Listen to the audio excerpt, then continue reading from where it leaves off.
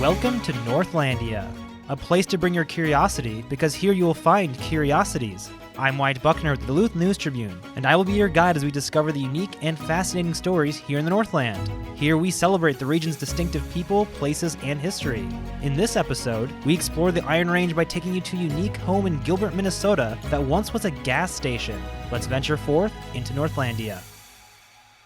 To tell us more about this unique Gilbert home, I'm joined by Duluth News Tribune reporter Terry Caddo. Terry, welcome to the Northlandia podcast. Hi, Wyatt. Thanks for having me here today. So, Terry, you drove up there with digital producer Dan Williamson last week. So first, tell us about what was that experience like touring this unique house? It was pretty fun. My first impression as I first walked in is you cannot tell that this place used to be a gas station. You walk in and there's this huge, beautiful staircase and beautiful, normal set living room. There's nothing about it that screams, yes, this was a place where I stopped to fill up my car. It's just very, very much a homey, pleasant place to be. But if you're someone who has spent a lot of time in the area, you may remember a very iconic red and white facade that used to be on the front of this house for Kim's Oil. It was there from 1986 until 2014. And before that, it was a gas station for years and years, different stations. Very interesting. And how did you find this story? Well, I am from the town where this gas station is, Gilbert, and I had gone up to the range due to a different story, and we passed by a gas station that is now a home. Not this one, actually a different one. And I thought,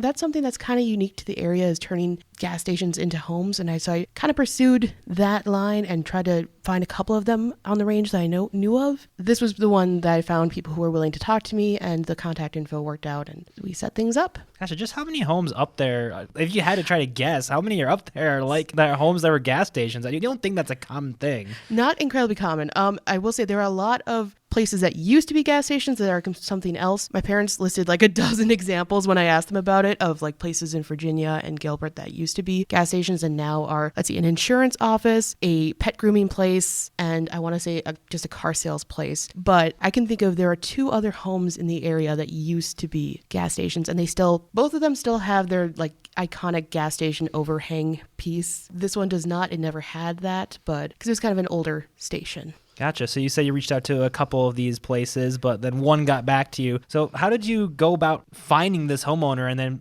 being able to actually visit them and interview them? So whenever you're trying to find any homeowner in St. Louis County, you always go to the St. Louis County Land Explorer. That will tell you who owns any particular piece of property within the county. And there I found out that the person who owns that place now is someone named Dan Miller, which is great, except it's an incredibly common name, and it's very difficult to try and find contact info for people who have very common names. You're going to find whenever you do a search, there's just a list of numbers to try, and you have no idea which one's going to be the correct one, if any, at all. So I decided, okay, maybe I could go through the past owner. I could look up, I knew the Kim in question was Kim Priner. So I looked up his information, found a number, gave it a call, and I got beep, beep, beep. This number has been disconnected. And I'm like, okay. Everyone's favorite. Yeah, it's great. So I tried on and off different methods for about a month or so. And then eventually I decided to just do another Google search for Dan Miller. And the first thing that popped up was his church's revamped website that was not there a month ago. So it had a Gilbert number listed for their pastor, and he's the pastor of that church. And I knew that he was connected to this place because he had officiated a funeral for Kim Priner's wife back a couple years ago. So I knew there was a connection. I reached out, I knew he was a pastor. So I saw the number for Dan Miller listed on the website. I called it and I asked, are you the Dan Miller who happens to own the former Kim's gas station in Gilbert? And he goes, yes. And I go, I have been hoping to talk to you for a month now. I'm so excited. He's like, okay, great. Okay. Why are you calling? So, but thankfully he was very open, very friendly, and willing to be interviewed. It was very, very fun. It was a great moment. I definitely felt giddy for the rest of the day that I'd finally made that connection. That sounds like a lot of investigative work for a feature this kind story. Of story. Yeah, for a feature. Well, the big thing is it's not someone who's going out and seeking attention. This is somebody who's living his life and living in a place. And I just reached out and was like, hey, you live in a cool place. Talk to me about it, will ya? He said yes. That was nice. Yeah, and to be fair, I imagine it's not like you were just dedicated a whole month to only this. This was on and off. This is in between your other stories, so it's not like you just dedicated an entire month. No, I was. I mean, there were a couple of times where I was up in Gilbert, and I was like, I should just go knock on the door. I'll just go knock on the door. I chickened out every time. Door knocking is always a challenge. It's just, you got to build yourself up for it. Mm-hmm.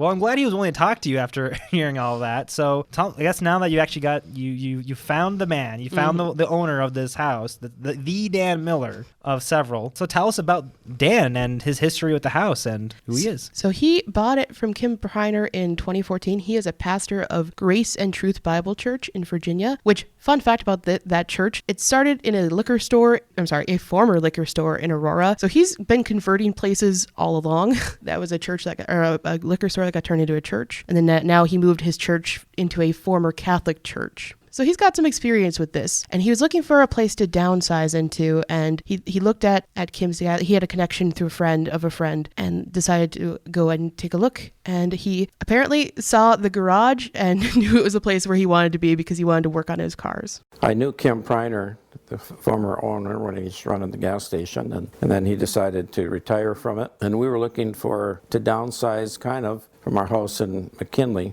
and we were looking for a house that had an upstairs, like an apartment, and a place for our son and daughter-in-law and their kids to come up in the summer. So this was ideal for that, because this was a duplex, and we converted it into one family house. The front part was a gas station. The door was right there in the middle of and outside where that little garden is, was the gas pumps. And then it also had a garage, which I like, because I like to work on cars with a lift, and my wife says that's the reason we bought it, but it was not just that.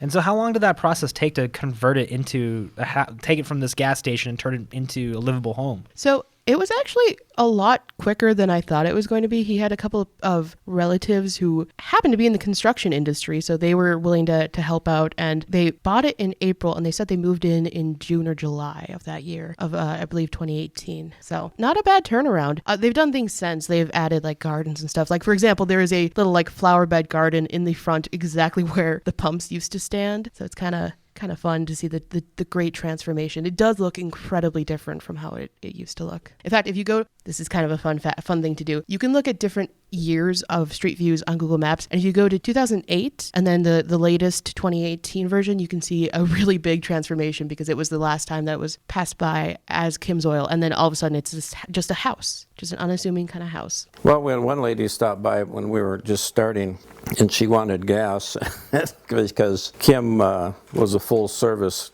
He had a full service station, and so he'd pump gas, and a lot of the ladies don't like to pump gas, so they were a little disappointed that he had closed. And you spoke with not just Dan, but you spoke with his wife as well. A little bit, yeah. Connie, she's a pretty wonderful woman. And what was her take on this whole endeavor? And was she on board? Was she kind of against, or kind of in the middle, indifferent? Or was she want to live somewhere? So the big thing is they spent a lot of their life out in the country, so moving to town was kind of a big thing for them. They didn't know what it was going to be like living in town, especially in that house, because that house is right on like the main drag of Gilbert, so it's right downtown. And so that was quite a drastic change. But I think overall they ended up pretty happy with where they are. Albeit, I'm sure, very differently than I don't think one anticipates to own and live in a house that once was a gas station. Yeah, he had something to say about that. Yeah, it wouldn't be my choice, but it's worked out very well. It's we're very thankful. How long have the two of you been married? 47 years. She's the best wife I ever had. So You even got me a coffee cup that says that. So I feel like oftentimes with our reporting, we go into a story looking for one thing, and then we find another thing. So how'd that kind of happen with you for this story? So it first happened, well, obviously the bit I talked about, we're looking for multiple and ending up settling on the one. But that one has ended up being way more interesting than I thought. Even while talking with Dan, I found out right away that the place used to be a duplex, and it was a duplex basically the entire time that it was a gas station as well. So while they were a service station, they also had people living in the upstairs and downstairs portions of it. There was just the first 10 feet of the building was dedicated to the gas station. With that, I also found out a lot more once I connected with the Iron Range Historical Society. They had a lot of information to give me about the past owners and how many times this place has been passed down. And the most interesting bit for me was finding out that this place started its life as a house, moved from somewhere else in Gilbert, and was turned into a gas station sometime in between the 30s and the 50s. So it was a house, then a gas station, now a house again. I wonder why it would go from a house to a gas station in the first place. That's another interesting question. Unfortunately, I think anybody alive who could answer that, I don't think there's anyone alive anymore who could answer that question. I'm pretty sure most of the people who would have been around from that time are no longer with us. Gotcha. And earlier you said that you're from the Gilbert area, but was that the only reason that you pursued the story? Is that the main drive behind it?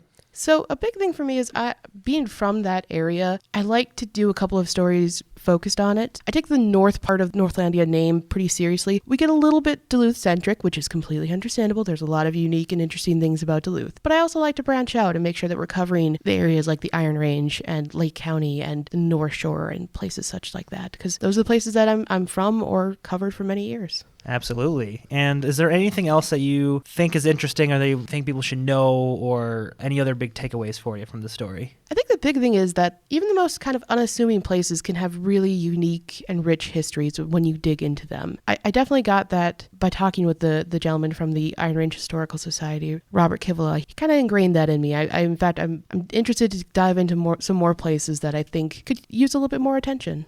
Gotcha. I think you just kind of summed up Northlandia in a pretty good way there. Absolutely. Well, thank you so much for bringing the story, Terry. I think we'll wrap it up there. Look forward to seeing what you have for us next time on Northlandia. Thank you very much. And thank you for joining us on this venture into Northlandia. To read the article for this week's column, as well as see photos and video produced by Dan Williamson, visit duluthnewstribune.com/topics/Northlandia. In next week's episode of Northlandia, we're joined by News Tribune reporter Jimmy Lovren, who takes a look at land on the Duluth side of the St. Louis River that actually belongs to Wisconsin and not Minnesota. You can find all of our episodes of Northlandia on Apple, Spotify, or wherever you get your podcasts. If you or someone you know has a unique story that you believe could have a place here in Northlandia, let us know by emailing northlandia@duluthnew's.com. Join us again next week and discover the extraordinary stories that you just might miss if you're not in the right place at the right time, ready to step off the beaten path with no rush to return, here in Northlandia.